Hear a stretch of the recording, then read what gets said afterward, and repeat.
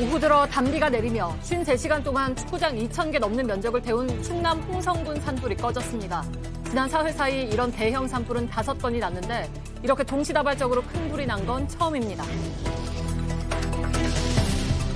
서울 강남에서 일어난 납치 사건의 피해자가 납치 당시 갖고 있던 피코인은 700만 원대에 불과한 걸로 파악됐습니다. 이 사실을 알게 된 피의자들은 허무하다는 반응을 보인 것으로 JTBC 취재 결과 파악됐습니다. JTBC 뉴스룸을 시작합니다. 오늘도 이른 새벽부터 전국 곳곳에서 산불과 사투가 계속됐습니다. 성과가 있었습니다. 사흘째 타오르던 충남 홍성 산불에 불길이 잡혔습니다. 게다가 마침 내린 단비가 잔불 정리에 도움을 줬습니다. 가뭄의 산불까지 이번 비는 특히 반갑습니다. 현장 취재 기자를 연결해 몇 가지 물어보겠습니다. 이승환 기자, 충남 홍성 산불은 언제 꺼졌습니까? 네, 오후 4시쯤에야 주불이 잡혔습니다. 산불이 시작된 지 53시간만 이틀과 한나절이 지나섭니다. 오후 들어 바람이 잦아든 짧은 몇 시간을 기회로 삼았습니다. 인력과 장비를 모두 쏟아부었고 효과가 있었습니다. 예. 네, 충남 금산에서 대전으로 번진 산불도 오후 4시 40분쯤 꺼졌습니다. 대피소에 머물던 이재민들 이 비를 반겼습니다. 예, 지금 이승환 기자인데 빗물도 보이는데요. 정말 힘들게 불길도 잡은 데다가 비까지 오면서 불은 꺼졌습니다. 하지만 피해는 이미 큽니다. 피해는 얼마나 됩니까? 네, 충남 홍성 산불 피해 면적은 1,400헥타르가 넘습니다. 축구장 2,000개를 합친 것보다 더 넓은 건데 올해 들어 가장 큰 산불이었습니다. 금산 대전 산불과 함께 따져보면 대피한 주민은 950명이 넘고 주택과 암자 등 시설 70여 채가 불탔습니다. 한평과 순천에선 산불로 625헥타르의 면적의 숲이 잿더미가 됐고 130명 넘는 주민이 대피했습니다. 피해가 온전히 복구되기까지는 얼마나 시간이 걸릴지 알 수 없습니다. 예, 비가 좀 더 와줘야 산불 위험도 줄고 또 가뭄 해결도 될 텐데요. 비는 얼마나 더 올까요?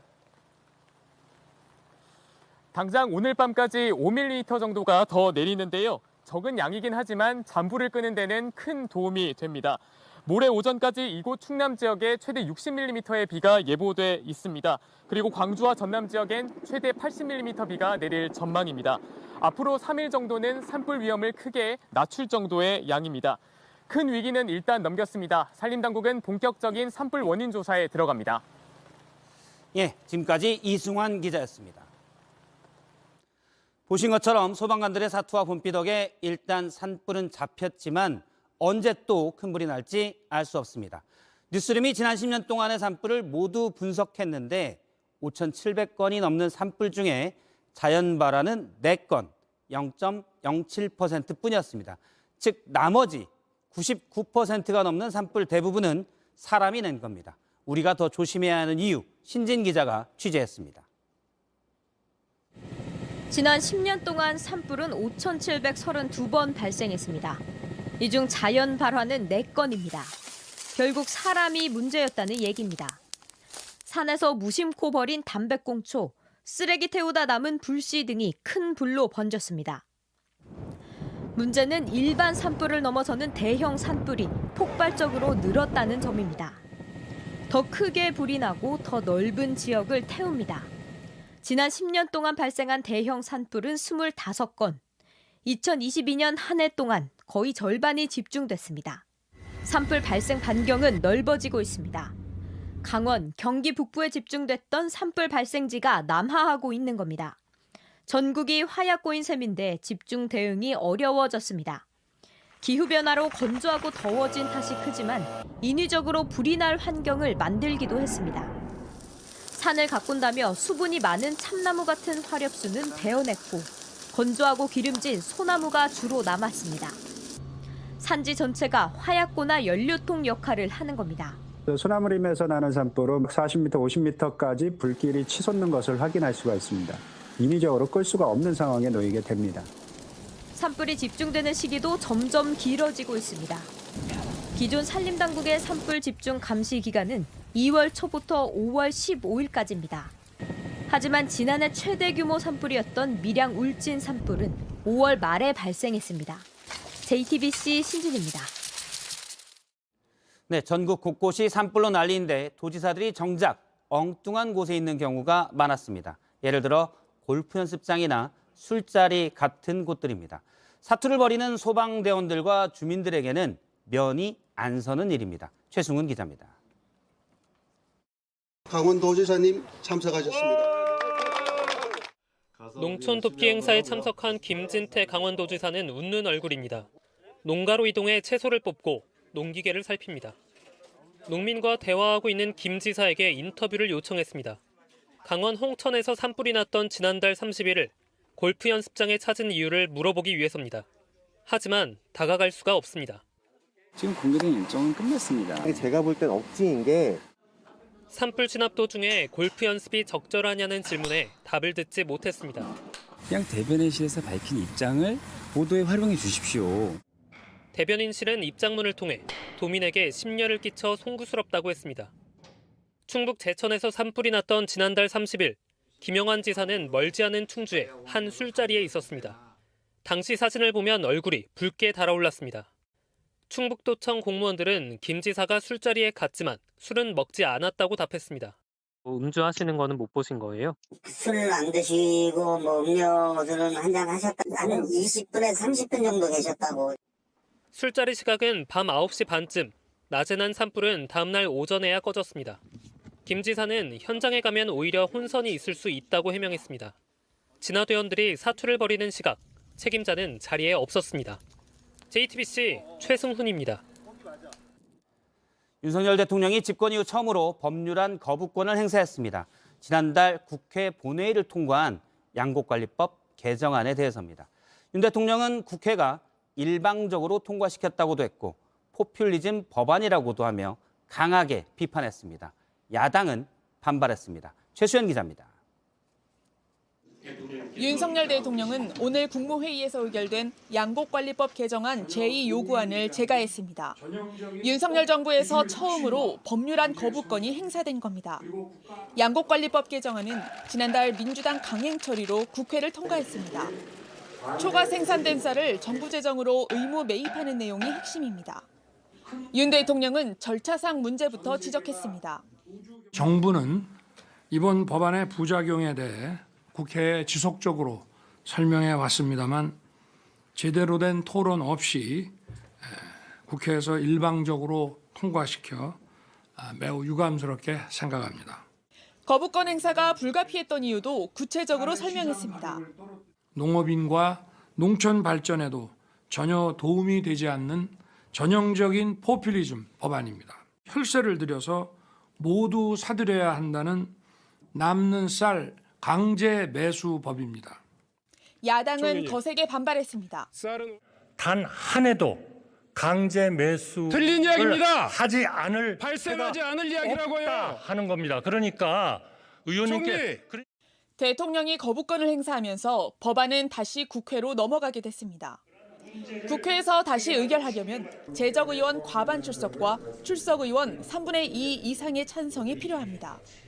국민의힘 의원 수가 3분의 1이 넘기 때문에 법안은 폐기 수순을 밟을 전망입니다.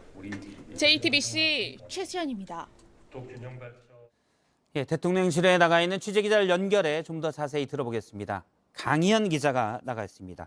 강희연 기자, 오늘 윤 대통령이 처음으로 거부권을 행사했는데 혹시 추가로 배경을 설명한 부분이 있습니까? 네, 앞서 대통령실은 이 합의 없이 강행 처리된 법안에 대해선 제2요구권, 그러니까 거부권을 행사하겠다는 원칙을 밝힌 바 있습니다. 오늘 결정도 그 원칙을 따른 거란 설명인데요. 다만 이번 결정엔 내년 총선을 앞둔 정치적 판단도 고려된 것으로 보입니다.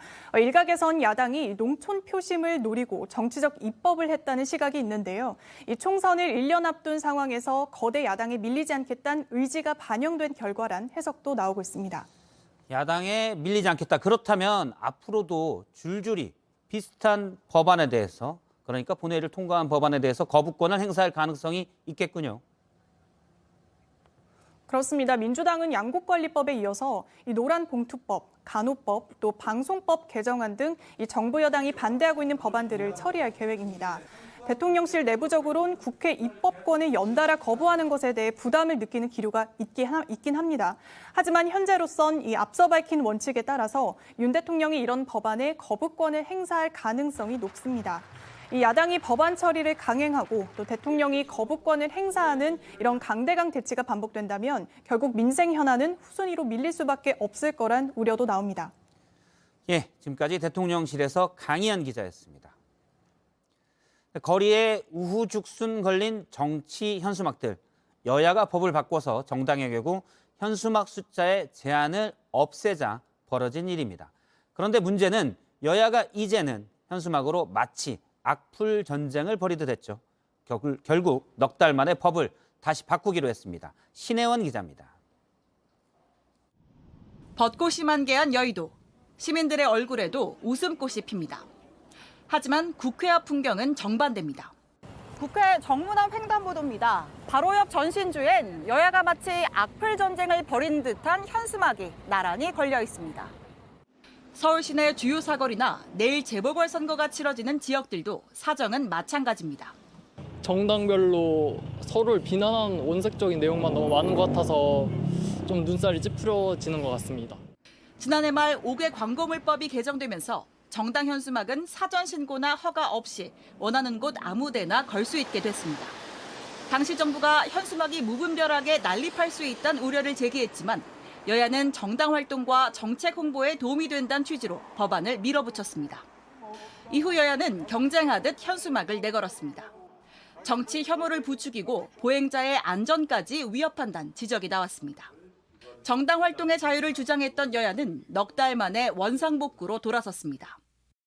또 혐오 문구, 상대를 비방하거나 상대당을 강하게 비방하는 이런 문제가 있는데 이렇게 불과 4개월 만에 재개정 논의가 일어나는 것 자체가 사실은 좀 국회 차원에서는 좀 부끄러운 일이기도 하지만 다들 공감을 하시리라고 생각을 합니다.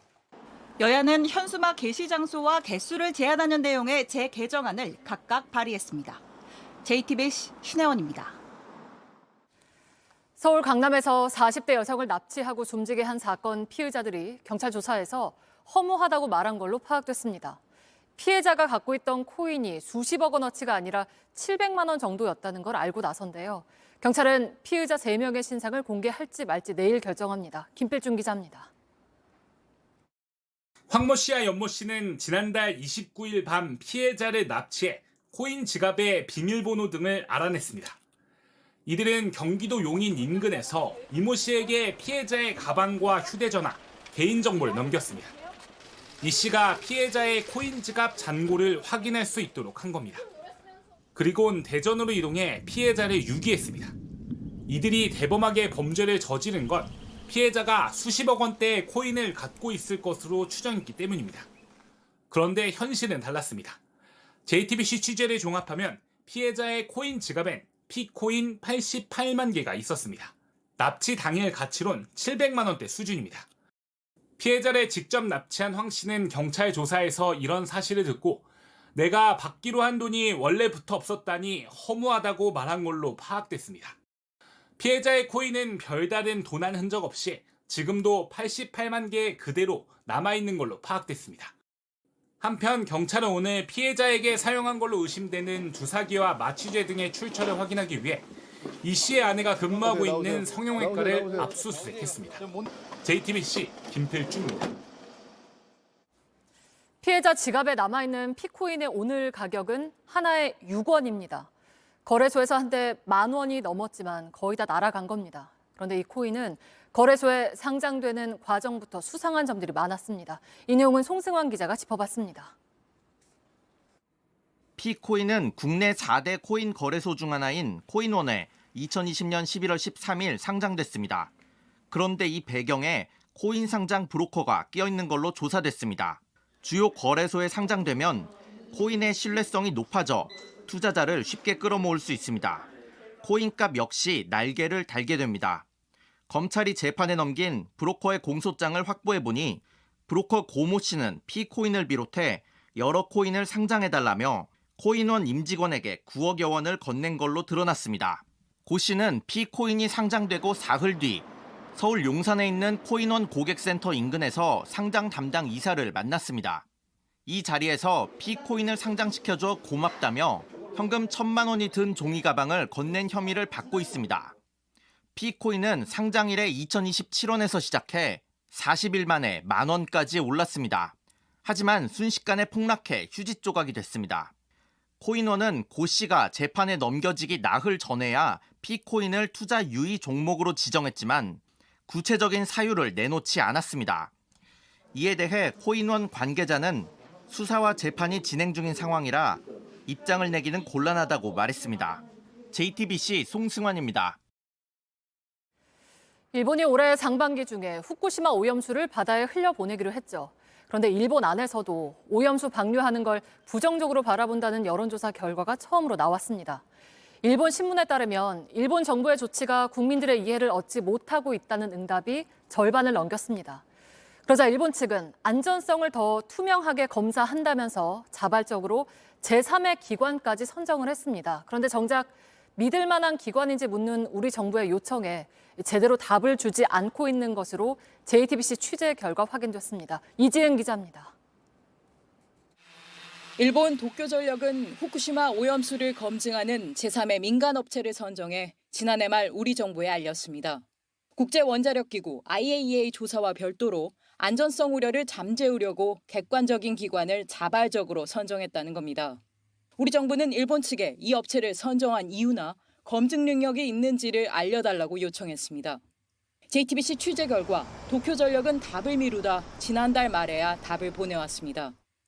정부 소식통은 이 업체를 선정한 이유나 절차에 대해선 대답이 없었다며 답변이 부족해 다시 요청했다고 밝혔습니다. 하지만 구체적으로 아직 답변은 오지 않은 상태입니다. 이 때문에 일본 측이 오염수 방류를 앞두고 안전을 위해 할 만큼 했다는 걸 보여주려는 게 아니냐는 지적이 나옵니다. 이 정도 크기의 대형 사고 때 이거를 처리해본 경험이 있는 민간 업체는 일본 내에도 그렇고 세계적으로도 없습니다. 독극성 물질, 플루토늄이 여기에 대한 검증 능력이 있는지 그걸 물어야 될 겁니다. 우리 정부는 필요할 경우 독자적으로 안전성 검사를 할 수도 있다고 했지만 일본 측이 호응할지는 미지수입니다. JTBC 이지은입니다. 정부가 추진하는 노동시간 개편안은 일주일에 최대 69시간까지 일할 수 있게 하는 내용으로 논란이 됐습니다. 윤 대통령은 60시간 넘게 일하는 건 무리라면서 진화에 나서기도 했는데 저희가 확인을 해보니 당장 해당 정책을 담당하는 공무원들부터 일주일에 60시간 넘게 일한 걸로 나타났습니다. 구혜진 기자입니다. 노동시간 개편안을 담당하는 고용노동부 임금근로시간정책단의 최근 한 달간 근무 시간입니다. 담당 공무원 절반 이상이 한 주 평균 60시간 넘게 일했습니다. 평일 기준으로 매일 오전 9시에 출근해 밤 11시 넘겨 퇴근한 셈입니다. 초과 근무를 한 만큼 쉴 수 있게 하는 저축 시간을 적립한 직원도 없었습니다. 저축 시간을 이관을 안 하면 4월이나 5월에 몰아쉴 수가 없는 거죠. 실질적으로 휴가지표 저축이 휴가를 신청하거나 저도 해본 적이 없어서 답변하기가 좀 어려운데요. 정부는 이번 개편으로 바짝 일하는 대신 몰아쉴 수 있다는 점을 강조해왔습니다. 하지만 담당 부서에서부터 정책의 비현실성이 드러났다는 지적이 나옵니다. 대통령실과 노동부가 그런 잘못된 정책으로 오락가락 갈팡질팡하는 사이에 담당 공무원들의 과로만 불렁거리 되었다. 담당 공무원 전원은 이른바 공짜 야근까지 했습니다. 공무원은 월 57시간까지만 시간외 근무 수당을 받을 수 있는데 이 상한선을 넘겨 근무를 하면서 결국 수당은 받지 못한 채 추가로 야근만 하게 된 겁니다. 앞서 정부는 근로시간 개편의 부작용을 막으려면 공짜 야근을 타파해야 한다고 강조한 바 있습니다. 고용노동부 관계자는 공무원은 법적으로 노동자가 아니라 근로기준법의 적용을 받지 않는다고 설명했습니다. JTBC 구혜진입니다. 우리나라에선 간호사 한 명이 환자 수십 명을 돌봐야 하는 문제가 여전합니다. 간호사들은 아직도 화장실 갈 시간도 아껴가면서 일해야 하고 또 절반 넘는 국민들도 간호사가 모자란다고 생각한다는 조사 결과도 나왔습니다. 박민규 기자입니다. 5년째 간호사로 일하면서 환자들에게 제일 미안합니다. 못해준 거에 대한 기억이 계속 나면서 마음의 짐을 남죠. 잠시만요 하고 돌아섰는데 상태가 안 좋아져서 중환자실에 가시고 일손은 부족한데 급한 환자 먼저 챙기다 보니 어쩔 수 없습니다. 다른 환자가 더 급하고 당장 수술하고 올라온 사람의 처치가 필요한 사람이 있는데 나는 혼자고. 몸을 버려가면서 일하기도 합니다. 화장실 갈 시간이 없어가지고 방광염에 걸려서 항생제 치료를 하고 손이 물려서 피가 철철 흐르는데도 그 응급실 가는 시간이 아까워서. 설문조사를 해봤더니요, 간호사가 부족하다고 생각하는 사람 절반이 넘었습니다. 5명 중 1명 정도는 병원에 갔을 때 실제 불편함을 겪었다고도 했습니다. 간호사를 찾아도 제때 보기가 어려웠고 치료가 늦어지거나 충분한 설명을 듣지 못했다는 겁니다. 현재 간호사 1명이 환자 12명까지 보게 돼 있습니다. 미국과 일본 등 외국의 2배 수준입니다. 이것도 넘기기 일쑤인데 처벌 조항이 없다 보니 안 지켜도 그만입니다. 코로나 때 정부가 약속한 인력 확충도 제자리입니다. 1명이 환자 5명 정도만 보게 해달라. 또 이런 기준을 법으로 보장해달라고 주장하는 이유입니다. JTBC 박민규입니다. 지난달 소비자 물가가 1년 만에 가장 적게 올랐습니다. 국제유가가 떨어지면서 기름값이 내려간 영향이 큽니다. 그런데 안심할 수는 없습니다. 사우디를 비롯한 산유국이 기습적으로 감산을 결정하면서 국제유가가 다시 크게 뛰고 있고 당장 2, 3주 뒤면 국내 기름값에도 영향을 줄 전망입니다. 정희윤 기자입니다. 지난달 소비자 물가는 1년 전보다 4.2% 올랐습니다. 1년 만에 가장 낮은 상승률입니다. 석유 가격이 1년 전보다 14.2% 떨어진 게 결정적인 역할을 했습니다. 하지만 이달 들어선 흐름이 바뀌었습니다. 사우디아라비아 주도로 산유국들이 원유를 기습 감산하면서 오늘 국제유가는 6% 급등했습니다. 인플레이션을 막기 위해 사우디아라비아와 동맹 관계를 강조하던 미국으로선 뒤통수를 맞은 격입니다. 제닛 옐런 미 재무장관은 물가 부담을 키웠다며 공개적으로 비판하기도 했습니다. 국내 휘발유값 추이입니다. 우리나라가 많이 수입하는 두바이유에 연동돼서 움직이는데요. 두바이유가 오르면 이렇게 2에서 3주 뒤에 국내 기름값이 올랐습니다. 산유국들의 감산 파장으로 국제유가가 계속 뛰면 이번에도 이달 하순께부터 국내 기름값이 오를 가능성이 큽니다. 현재 잠정 보류한 전기와 가스요금 인상 압박도 커질 수밖에 없습니다. 전기요금, 가스요금 같은 경우에 이 원유 가격이 올라가면은 당장 이제 이 원가 상승 요인이 되는 거잖아요. 요금을 올리지 않고 이제 버티기가 점점 어려워지는 거죠. 기름값이 많이 오르면 한국은행이 동결적으로 기울었던 이번 달 기준금리를 올릴 수 있다는 전망도 나옵니다. JTBC 정희윤입니다. 정광훈 씨 관련 실언 등으로 사과했던 김재원 국민의힘 최고위원의 발언이 또 논란이 됐습니다. 이번에는 4.3 기념일이 상대적으로 격이 낮다고 하자 같은 당 홍준표 대구시장까지 비판하고 나섰는데요. 결국 김기현 대표가 김재원 최고위원을 겨냥해 당의 기강을 바로 세우겠다고 했습니다. 이지혜 기자입니다. 김재원 최고위원의 발언은 대통령의 4.3 추념식 불참을 설명하는 과정에서 나왔습니다. 대통령이 보통 3.1절과 광복절 정도는 참석을 하거든요. 4.3 기념일은 이보다 조금 격이 나른 그 기념일 내지. 하지만 이런 발언은 논란을 더 키웠고 홍준표 대구시장은 최고위 출석 정지, 언론, 방송 출연 정지라도 시켜야 한다며 당 지도부 무용론까지 꺼내며 성토했습니다. 한 달 사이 김 최고위원은 5.18 관련 발언과 전광훈 씨를 추켜 세우는 발언으로 실언 논란에 휩싸였습니다. 그때마다 여론의 문매를 맞고 사과했지만 당 지도부는 더 두고 보겠다고만 했습니다. 전광훈 씨에 대해서도 관계가 없다고만 했습니다. 우리 당은 전광훈 목사와 강한 선을 그어야 될 만큼 관계가 없었습니다. 결국 오늘 오후 김기현 대표는 매우 큰 유감의 뜻을 전했다며 국민 정서에 어긋나는 언행에 대하여는 응분의 책임을 묻고 당의 기강을 바로 세워나갈 것이라고 밝혔습니다. 같은 시간 김 최고위원은 최고위 참석과 언론 출연 등 공개 활동을 당분간 모두 중단하겠다고 했습니다. JTBC 이지혜입니다. 네, 정광훈 씨가 있는 사랑제일교회가 최근 재개발 예정지에 있는 건물을 사려고 한다는 소식을 전해드렸는데요. 구청이 허가하지 않았습니다. 이전에 500억 원의 재개발 보상금을 받은 사랑제일교회에 이른바 알박기를 걱정한 주민들의 탄원서가 영향을 미친 것으로 보입니다. 정수아 기자입니다. 사랑제일교회가 180억 원을 주고 사들이려 한 사우나 건물입니다. 재개발이 진행되는 동안 임시로 예배를 볼 곳이 필요하다는 게 이유입니다. 장이 19역 안에 있는 교회에서 차로 5분 정도 떨어진 장이 8구역에 있습니다. 재개발 예정 지역이라 허가가 필요한데 구청은 최근 이 거래를 허락하지 않았습니다. 법이 정한 주민복지시설이나 편의시설이 아닌데다 생활 환경을 중대하게 침해할 우려가 있다는 판단입니다. 사랑교회가 와서 알박기 하는 게 가장 염려스러웠어요. 앞서 주민들은 사랑제일교회가 건물을 사들였다는 소문이 나자 탄원서 4,000장을 내며 강하게 반발했습니다. 어떻게 당신 하나로 해서 온 장이동이 쑥대밭을 만들어 놓느냐고요.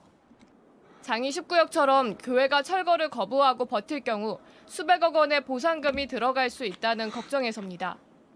또 우리 주민들의 강력한 의사가 반영을 해서 판단을 해서 현명한 판단을 불호 결론을 내린 걸로 저희들 생각합니다. 이에 대해 사랑제일교회 측은 재개발 조합과 언론 때문에 교회 이미지가 나빠져 허가가 나지 않았다며 책임을 밀었습니다. JTBC 정수아입니다. 미국 뉴욕에서는 잠시 후에 트럼프 전 대통령이 법정에 출두합니다. 전직 대통령이 기소된 건 미국 역사상 처음인데 전국에서 트럼프 지지자와 반대파가 모여들면서 맨하튼은 극도의 긴장감이 감돌고 있다고 합니다. 뉴욕 연결해 보겠습니다. 김필규 특파원, 지금 김 특파원 서 있는 곳이 트럼프 전 대통령이 묵고 있는 곳 앞인가요? 예, 그렇습니다. 이곳은 뉴욕 맨하튼의 트럼프 타워 앞입니다. 트럼프 전 대통령은 지난 2016년 대선을 앞두고 성추문 입막음 쪽으로 돈을 줬다는 혐의로 기소가 됐죠. 법원에서 진행될 기소 절차를 밟기 위해 어제 하루 먼저 이곳에 와서 묵었는데요. 오전부터 맨하튼 일대에는 긴장감이 흘렀습니다. 화면으로 준비했습니다. 플로리다 자택 마러라고를 떠난 트럼프 전 대통령을 지지자들이 도로까지 나와 응원합니다. 전용기를 타고 뉴욕 공항에 도착하는 과정은 모두 생중계됐습니다. 그가 트럼프 타워에 도착할 무렵 그를 지지하는 이들과 반대하는 이들이 엉키면서 긴장감은 최고조에 올랐습니다. 밤 늦은 시간까지 이곳 트럼프 타워 앞에는 많은 취재진과 유튜버 그리고 관광객들까지 모였습니다. 바로 내일 이뤄질 역사적인 미국 전 대통령의 법원 출두 장면을 직접 보기 위해서입니다. 민주당 성향이 강한 뉴욕시지만 트럼프를 상징하는 붉은 모자가 부쩍 눈에 많이 띕니다. This is literally banana republic stuff. They've never arrested a former president. They're scared of him. He's soaring in the polls. 트럼프 전 대통령이 출석할 맨해튼 형사법원 앞입니다. 1월 6일 의회 폭동 같은 무력 사태가 벌어질 걸 우려한 경찰이 일찌감치 바리케이드를 치고 출입을 통제하고 있습니다. 친 트럼프 극우 성향의 마조리 테일러 그린 하원 의원도 뉴욕에 왔다는 소식이 전해지면서 불안감이 커지기도 했습니다. Who is known to spread misinformation and hate speech. She stated she's coming to town. While you're in town, be on your best behavior. 예, 폭풍 전야처럼 무척 삼엄한 분위기 같습니다. 관심은 트럼프 전 대통령의 기소가 다음 미국 대선에 어떤 영향을 주냐인데요. 트럼프 측 분위기는 어떻습니까? 예, 지금 시간이 이제 오전 7시 15분을 좀 지났는데요.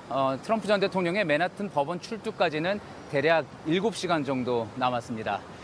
트럼프 측은 검찰청에서 먼저 트럼프 전 대통령 검찰청에서 먼저 이른바 머그샷이라고 불리는 범인 식별용 얼굴 사진을 찍게 됩니다.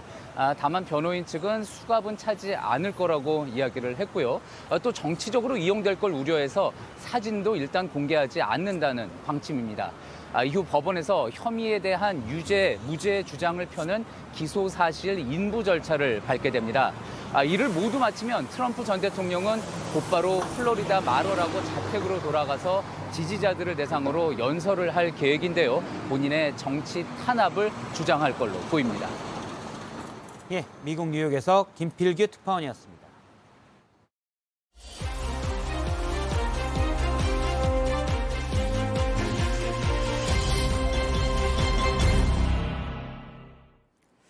가족을 만나고 싶지만 코로나19로 면회조차 할 수 없는 말기 암 환자들이 있습니다. 오늘 밀착 카메라는 마지막 시간을 함께할 수 있는 병동을 찾아 헤매는 말기 암 환자 가족들을 따라가 봤습니다. 이상엽 기자입니다. 벚꽃이 피는 봄, 딸은 아빠와 약속했습니다. 아빠가 되게 여행 프로를 좋아하시니까 여행을 가야지 이러고 여행 표를 뽑아놓고 하지만 지키지 못했습니다. 아빠는 담도암 말기 판정을 받았고 코로나로 면회조차 안 됐습니다. 복막이 다 전이가 되었어요. 이러시는 거예요. 근데 남은 여생이 길지는 않을 것 같아요. 의료진은 몇 차례 수술과 항암 치료를 한 뒤 딸에게 호스피스 병동 입원을 권유했습니다. 호스피스 병동은 말기암 환자들이 한 달간 가족과 함께 마지막 시간을 보낼 수 있는 곳입니다. 처음에는 호스피스 간다는 거 자체가 아빠한테 너무 미안한 거예요. 근데 거기 가면 가족 면회가 된다고? 딸은 호스피스 병동 40여 곳에 전화를 걸었습니다. 하지만 아빠의 자리는 없었습니다. 병원에서 그 호스피스 권유 받으신 건가요? 네. 격리병동은 따로 없어서. 취재진도 수도권 대학병원 4곳을 돌아봤지만 호스피스 병동에 자리는 남아있지 않았습니다. 특히 균에 감염된 암 환자는 전염성 때문에 입원 대기조차 어려웠습니다. 저희가 VRE 복용자는 1인실 격리를 해야 돼서 저희 호스피스 병동에 입실이 불가능하세요. 있는 병원을 알아보신 게 아니고. 2년 전 췌장암 말기로 형을 잃은 동생도 당시 호스피스 병동을 찾아 헤맸습니다. 병원 리스트도 없고 연락처도 없고 환자분들이 알아서 해야 된다. 다급한 마음에 여기저기 전화를 걸었습니다. 119에 전화도 하고. 근데 해주는 데가 아무도 없었어요. 진짜 어렵게 한 군데 창고로 쓰는 방 비워서. 전국 호스피스 병동은 100여 곳쯤 되지만 대기자로 꽉 차 턱없이 모자랍니다. 그래서 호스피스 병동에 들어가지 못하고 다인실에서 가족 없이 생을 끝낸 환자도 많습니다. 서울모 대학병원은 암 병동에 호스피스 병실을 따로 만들었습니다. 지난해 이곳에서 세상을 떠난 암 환자는 110명, 곁엔 가족이 있었습니다. 지금 의식이 없더라도 아무 얘기를 들으실 수 없는 게 아니고 미안하고 고맙고 사랑하고 이런 마음 표현을 하실 수 있도록 이런 거를 좀 알려드려요. 딸은 오늘도 호스피스 병동을 찾고 있습니다. 아빠가 내 삶에 있어서 안 해준 게 없는데 그런 말을 할 기회가 없는 게 너무 속상한 것 같아요. 여보 힘내. 알았어. 고마워. 사랑해. 아빠 힘내고 사랑해. 사랑한다, 고맙다. 삶의 이유였던 가족에게 짧은 인사말도 건네지 못한 사람들. 마지막을 함께할 작은 병실을 얻는 일조차 이들에겐 기적과 같았습니다. 그리고 그 기적을 만드는 건 오롯이 가족의 몫이었습니다. 밀착 카메라 이상엽입니다. 어제 경기도 평택의 한 아파트 단지에서 누군가 초등학생에게 갑자기 흉기를 휘두르고 달아났습니다. 경찰이 범인을 잡고 보니 고등학생이었습니다. 이은진 기자가 보도합니다. 초등학생 2명이 편의점에서 라면을 골라 계산한 뒤 밖으로 나갑니다. 10분 뒤 검은 옷을 입은 학생이 부축을 받으며 구급차에 오릅니다. 사소한 것도 전화 많이 하거든요, 저한테. 목에 맞았다고 이제 아무렇지도 않게 그냥 전화가 왔길래. 사건이 발생한 건 어제 오후 5시 40분쯤입니다. 아이들은 편의점에서 라면을 사와서 이곳에서 먹으려다 공격을 당했습니다. 범행을 저지른 남성은 곧바로 도주했습니다. 많이 묻죠. 나가자마자 이제 먹지도 못하고 나는 이걸 보고 기다리다가. 목에 상처를 입은 학생은 병원으로 옮겨졌고 생명에는 지장이 없는 것으로 알려졌습니다. 경찰은 CCTV를 추적해 15시간 만에 범행 장소 근처 아파트에서 고등학생인 피의자를 체포했습니다. 피의자는 갑자기 화가 나 범행했다고 진술한 걸로 알려졌습니다. 경찰은 오늘 피의자에게 살인미수 혐의를 적용해 구속영장을 신청했습니다. JTBC 이은진입니다. 어젯밤 서울 중구 인쇄소 골목의 한 건물에서 불이 났습니다. 다행히 다친 사람은 없었지만 상인들은 일터를 잃게 됐습니다. 한민정 기자가 취재했습니다. 어두운 회색빛 연기가 하늘 위로 뿜어져 나오고 건물 가운데에서 새빨간 불길이 타오릅니다. 어젯밤 10시 17분쯤 서울 충무로역 근처 인쇄소 골목 건물 1층에서 불이 났습니다. 빠바바방 하는 소리가 계속 들리죠. 불길이 막 굴뚝처럼 뭐 시뻘겋게 올라오더니. 화재 현장은 붕괴 위험 때문에 경찰이 이렇게 출입을 통제하고 있습니다. 쌓여있던 종이는 까맣게 탔고 유리창도 다 깨졌습니다. 5시간 만에 불은 꺼졌지만 위에서 내려다본 인쇄소 건물들은 뼈대만 앙상하게 남았습니다. 퇴근 시간 이후라 비어있는 곳이 많아 다행히 인명피해는 없었습니다. 하지만 인쇄소에서 쓰던 종이는 대부분 탔고 기계도 더 이상 쓸 수 없게 됐습니다. 소방당국은 3억 원이 넘는 재산 피해가 난 것으로 보고 있습니다. 30년간 인쇄업을 해온 한 상인은 허탈한 표정을 감추지 못했습니다. 종이도 다 타고 뭐 싹 전소 다 됐어요. 불기계고 안 들어주더라고요. 심란하죠. 소방과 경찰은 불이 난 원인을 조사하고 있는데 아직까지 방화 혐의점은 찾지 못했다고 밝혔습니다. JTBC 한민정입니다. 몰래 마약을 들여와서 판 중국인들이 붙잡혔습니다. 추적하던 경찰이 차량으로 이동하던 용의자를 운전석 창문으로 끌어내서 체포했습니다. 조소희 기자입니다. 검은 옷을 입은 남성이 흰 차량 운전석 쪽으로 다가갑니다. 열린 창문으로 운전자를 잡아당겨 보지만 쉽지 않습니다. 한 남성이 더 달려들고서야 운전자를 끄집어낼 수 있었습니다. 남성들은 경찰, 운전자는 40대 중국 마약 총책입니다. 이 남성은 보따리상을 통해 중국에서 필로폰을 들여왔습니다. 팔 때는 CCTV가 없는 장소를 정해 마약을 숨겨두고 중국 SNS 위챗에서 물색한 구매자가 찾아가도록 했습니다. 주말이면 하루 수십 명이 이용하는 이곳 야구장 앞에서 담뱃값에 마약을 숨겨놓고 버리고 가는 수법을 이용한 겁니다. 가짜 돈을 만들어서 마치 진짜 필로폰을 구매할 것처럼 행동을 해서 거래를 시작하게 되었습니다. 던지기에 동원된 10대 중국인 2명도 붙잡은 경찰은 마약 투약자까지 수사를 확대해 나갈 계획입니다. JTBC 조소입니다.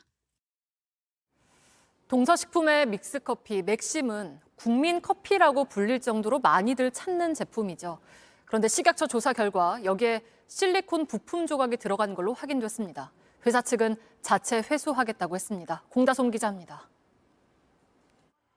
동서식품이 오늘 홈페이지에 띄운 공지입니다.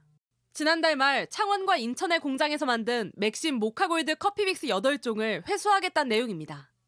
회사 측은 샘플 조사를 한 결과 당시 창원 공장 기계에서 실리콘 부품이 잘게 조각나거나 갈렸다고 밝혔습니다. 이 때문에 창원과 인천에서 만든 커피믹스에 섞인 것으로 확인됐습니다.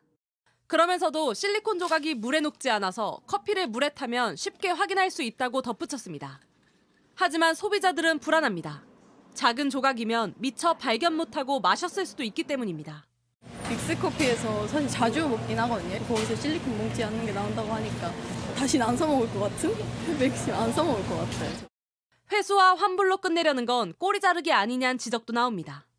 먹어서는 안 되는 게 나왔다는 게 너무 할 말이 없네요. 그거 만드는 대기업의 그런 무책임한 행동이 너무 화가 납니다.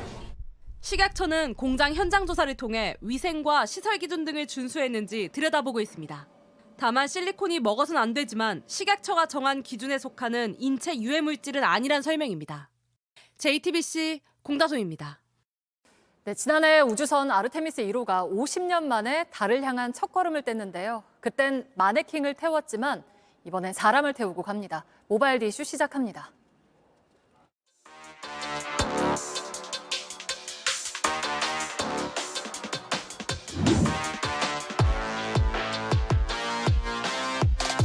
Artemis 2 crew.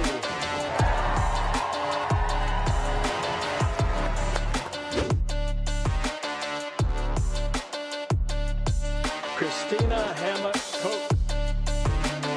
Orion, and even see how it maneuvers in space. And then, if everything looks good, we're heading to the moon. Am I excited? Absolutely. Victor Glover. Reed Wiseman.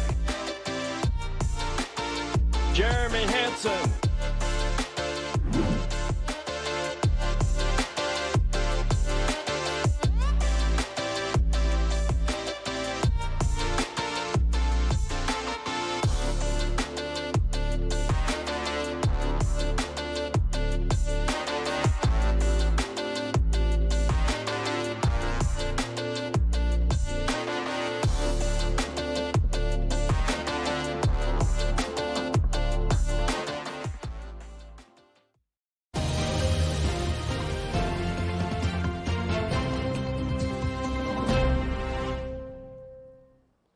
어제 국회 대정부질문에서 강제동원 피해자 배상안에 대한 한덕수 총리의 말 잠깐 들어보겠습니다. 한 번의 회담을 통해서 모든 게 해결될 수는 없습니다.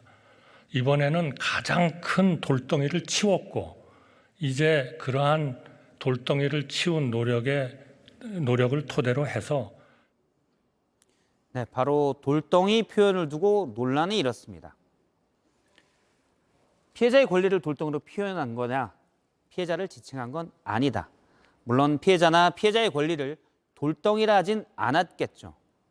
돌덩이, 강제동원 피해자 배상 문제를 현 정부가 얼마나 부담스러워했는지 알 수 있는 표현입니다. 그런데 그러면 잘 풀었어야 하지 않을까요? 정부는 강제동원 배상안 해법을 내놓으면서 정부의 돌덩이는 치웠겠지만 정작 그 돌덩이는 그대로 피해자들 그리고 해법이 굴욕적이라고 느끼는 일부 국민들 가슴속으로 왔습니다. 조금 더 간단하게 표현하자면 돌덩이는 정부와 몇몇 사람들의 가슴속에서 피해자와 많은 다른 국민들 가슴속으로 이동했습니다. 돌덩이는 치워진 게 아니고 사실은 옮겨진 것이고 보기에 따라서 작지만 훨씬 더 많아졌을지도 모릅니다. 가해자와 피해자의 관계를 명확히 보여주는 건 제가 볼 때는 드라마 더 글로리입니다. 그중에 눈길을 끈 건 김 선생님이 동은이에게 한 말. 친구끼리 장난 좀 친 거 가지고 신고를 해. 대부분 폭력의 주변인들은 외면하거나 또는 피해자가 가만히 있기를 원합니다. 왜? 그러면 조용하니까. 다만 그럴수록 피해자의 가슴속 돌덩이는 계속 커질 뿐입니다. 다시 보기였습니다. 축구협회가 졸속 사면을 철회했지만 후폭풍은 계속되고 있습니다. 어젯밤 이영표와 이동국 등 선수 출신 부회장들이 사퇴한 데 이어 오늘은 지도부가 총사퇴를 결정하면서 정몽규 회장만 남았습니다. 온누리 기자입니다.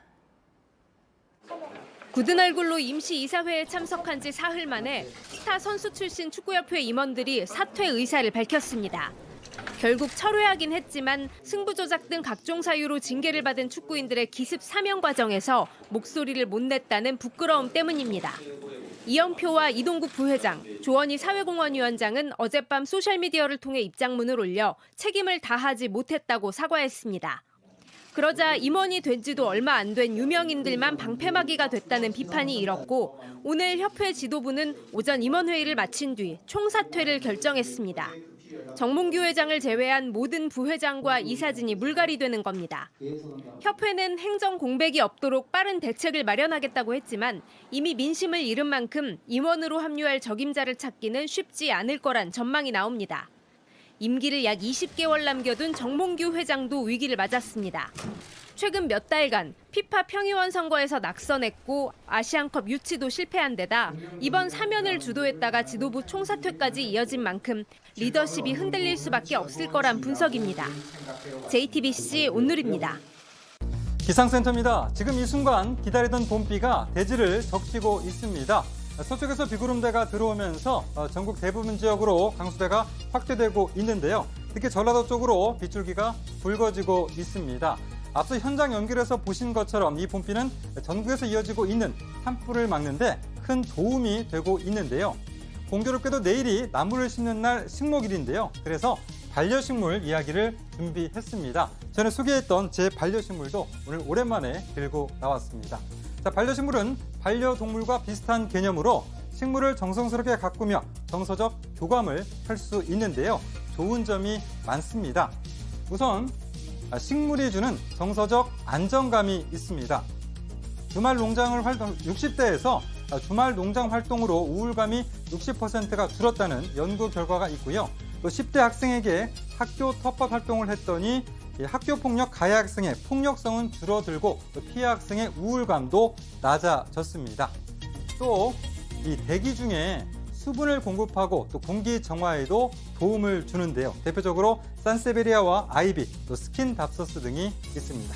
자, 그러면 식목일인 내일 봄비가 얼마나 내릴지 한번 한번 알아보겠습니다. 밤사이 빗줄기가 붉어지면서 내일은 종일 전국에 비가 내리겠습니다. 다만 곳에 따라 순간 풍속 시속 90km에 이르는 강한 바람이 불면서 비바람 피해가 없도록 주의를 하셔야겠습니다. 예상 강우량 보겠습니다. 모레 목요일 오전까지 주로 비가 오겠는데요. 제주 산간 쪽으로는 300mm 이상의 폭우가 쏟아지는 곳이 있겠고요. 경기 북부와 전남, 경남 쪽으로 30에서 80mm, 남해안 지역으로는 120mm 이상의 비가 예상됩니다. 서울 등 수도권과 그 밖의 지역에선 20에서 60mm의 비가 내리겠습니다. 기온 보시겠습니다. 내일 아침 기온은 서울 13도 등 수도권은 오늘보다 조금 낮겠고 충청과 남부지방은 전주 16도 등으로 오늘보다 2도에서 5도가량 높겠습니다. 낮 기온은 서울 16도, 광주와 대구 17도 등으로 오늘보다 3도에서 6도가량 떨어집니다.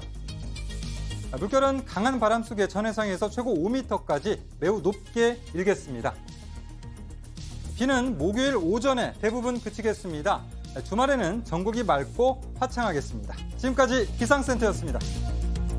네, 오늘 뉴스룸은 여기까지입니다. 시청해주신 여러분 고맙습니다.